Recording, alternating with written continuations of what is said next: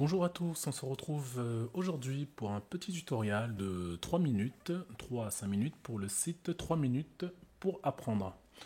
On va voir aujourd'hui comment retoucher la peau sur une photo sans la déstructurer en préservant le grain de la peau et en allant doucement vers des retouches professionnelles.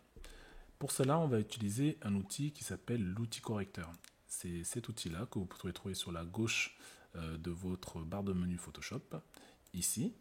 Et pour pouvoir l'utiliser, on va d'abord créer un nouveau calque, voilà, qu'on va par exemple appeler Clean pour nettoyer en anglais.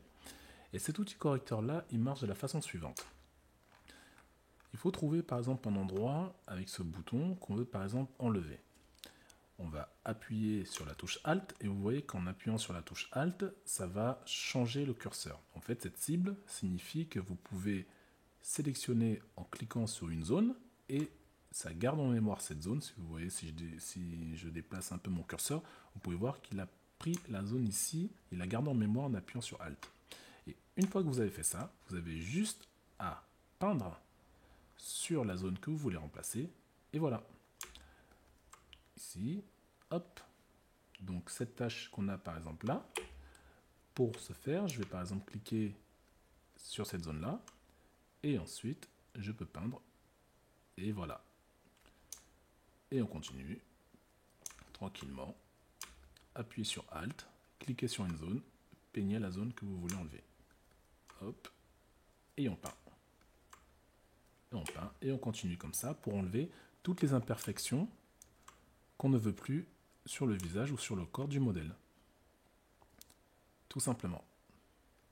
Et cet outil, l'outil correcteur, vous permet de vraiment retoucher de façon professionnelle et en préservant totalement la texture de la peau sans arriver à ce qu'on peut voir des fois des modèles avec des peaux toutes lisses qui ne sont pas très jolies, qui font pas très pro, qui font donc vachement amateur. Et donc avec cette technique du tampon de l'outil correcteur, on va pouvoir retoucher tout ce qu'on veut en préservant la texture de la peau.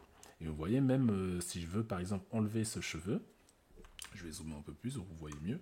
Si je veux enlever ces cheveux, la technique est la même.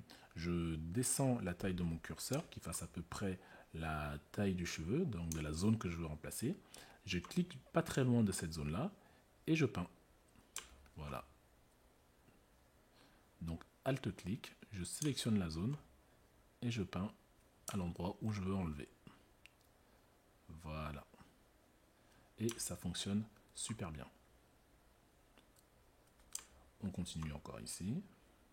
Toujours avec Alt. On clique et on peint.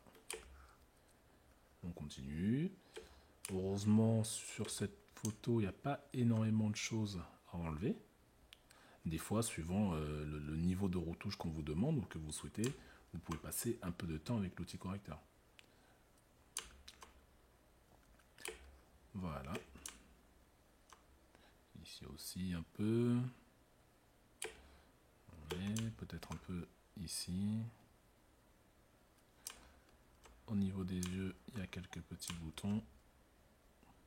Alors, bien entendu, je vous conseille quand même de faire ça avec une tablette graphique. C'est beaucoup plus pratique, beaucoup plus rapide et vous êtes beaucoup plus précis.